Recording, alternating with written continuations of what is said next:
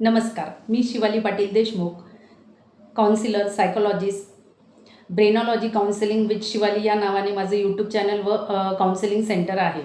Online व offline दोघं facility माझ्या सेंटरमध्ये अवेलेबल आहेत. आज मी नवीन विषय घेऊन आले आहे आणि तो एकदम थोडक्यामध्ये तुम्हाला मांडेल. तर नक्की पूर्ण व्हिडिओ बघा. तर विषयाचं नाव आहे ओव्हर थिंकिंग कसे थांबवावे. तुम्ही कधी एखाद्या गोष्टीचा इतका विचार करता का की झोपच उडाली आहे? तोच विचार पुन्हा पुन्हा येतो. कितीही प्रयत्न केला तरी तो विचार डोक्यातून जात नाही. मी असंच का बोललो? मी असंच का वागलो? हाच विचार सारखा येत राहतो. तर ह्या गोष्टी जर तुमच्याबरोबरही होत असतील तर हा व्हिडिओ नक्की शेवटपर्यंत बघा. या व्हिडिओमध्ये मी ओव्हर थिंकिंग कसे थांबवायचे ह्या बाबतीत उपाय सांगणार आहे. त्यामुळे हा व्हिडिओ तुमच्यासाठीच आहे. ज्यांना कोणाला असं वाटत असेल त्यांनी हा व्हिडिओ नक्की पूर्ण बघावा. माझ्या चॅनलला सबस्क्राईब करावे. मग ओव्हर थिंकिंग म्हणजे काय? तर एखाद्या गोष्टीचा वाजवीपेक्षा जास्त विचार करणे, त्यानंतर त्या गोष्टीमुळे आपला ताण वाढणे, निर्णय घेण्यासाठी आपल्याला कठीण होणे आणि एक स्टेज अशी येते की ओव्हर थिंकिंगमुळे सतत विचार केल्यामुळे मनसुद्धा आपले थकून जाते. असे होत असेल तर पुढे कोणते उपाय करायचे? ओव्हर थिंकिंग थांबवण्याचे उपाय. त्याच्यातील पहिला उपाय तुम्हाला जर लिहून घ्यायचं असेल तर तुम्ही लिहून पण घेऊ शकता. सगळ्यात पहिला उपाय आहे की स्वतःला विचारा की हा विचार माझ्या नियंत्रणात आहे का? म्हणजे जी पण थिंकिंग तुम्हाला येते ती माझ्या नियंत्रणात आहे का? आणि जर नसेल तर पुढची कृती करा आणि त्यानंतर तो विचार सोडण्यासाठी काय काय प्रयत्न केले जातील या.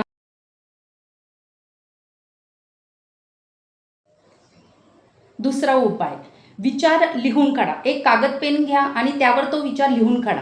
असा विचार लिहिल्यामुळे काय होणार आहे की तुम्ही स्पष्ट होणार की नेमकं माझ्या डोक्यात काय प्रश्न चालले. बऱ्याचदा काय होत असतं की अनेक प्रश्न आपल्या ब्रेनमध्ये चाललेले असतात आणि आपल्याला नेमकं समजत नाही आणि बऱ्याचदा असं वाटतं की ब्रेन फॉग व्हायला होतंय, काही समजतच नाही आहे की मी आता काय करावं. त्यावेळी असा विचार एक कागद वहीवर पेनाने लिहून काढा आणि त्यामुळे तुम्हाला स्पष्ट होईल की माझा विचार काय आहे आणि त्यातून मला काय कृती करायची आहे. तिसरा उपाय, वर्तमानात या. बऱ्याचदा आपण भूतकाळामध्ये आणि भविष्याच्या चिंतेमध्ये अनेक विचार हे करत असतो. एक साधारण विचार येणं वेगळी गोष्ट आहे आणि त्या विचारातून बाहेर न पडू पाहणं म्हणजेच ओव्हर थिंकिंगकडे कल जात असतो. त्यावेळी आपण 5 गोष्टी करू शकता. स्वतःला स्पर्श करा, आजूबाजूचं वर्तमानातील परिस्थितीची जाणीव घ्या, काही आवाजांचा हे घ्या, काही वास ओळखीचा लागतायत का? म्हणजे काय तर आपण वर्तमानात जगायला ह्यामुळे लवकर वर्तमानात परत येतो. भूतकाळातून किंवा भविष्याचा विचार करा.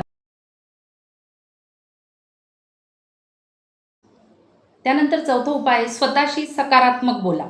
म्हणजे काय तर एखादी चूक किंवा एखादं काही बोललं गेलं असेल आपल्याकडनं, तर त्यामध्ये त्याला चूकच न मानता त्या चुकातून आपण वाईटच न शोधता काहीतरी चांगलं घडू शकतं, काहीतरी चांगलं त्यातून बघण्याचा असा सकारात्मक प्रयत्न करा.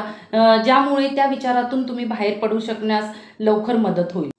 शेवटचा आणि 5वा उपाय की वेळेची मर्यादा ठेवा. म्हणजे कोणताही विचार दिवसभर किंवा रात्रभर करण्यापेक्षा एक 10 मिनिटं ते 15 मिनिटं वेळ स्वतःला द्या, की मी एवढ्याच मिनिटं ह्या विचारावर आणखी जास्त विचार करणार आहे किंवा काहीतरी निर्णय घेणार आहे. आणि जेव्हा तुम्ही 10 ते 15 मिनिटं संपले, तेव्हा तो विचार पूर्णपणे थांबवायचा आणि त्यानंतर पुढची काय कृती तुम्ही डिसाईड केली असेल ती कृती करावी आणि किंवा त्या समस्येतून काय मार्ग आणखी निघू शकतो त्याकडे वळावं. म्हणजे काय तर ओव्हर थिंकिंगचं जे प्रमाणे किंवा तासनतास त्याच मध्ये गढून जाणं हे कुठंतरी मर्यादा ह्यासाठी येणार.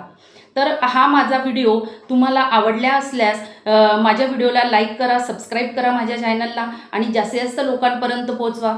जर कोणालाही वाटत असेल की त्यांच्या पण आयुष्यामध्ये ओव्हर थिंकिंग आहे आणि त्यांना कोणाला समुपदेशनाची गरज असेल तर अवश्य मी खाली माझा नंबर देत आहे, तर माझ्याशी संपर्क साधू शकता आणि तुम्ही काउन्सिलिंग घेऊ शकता.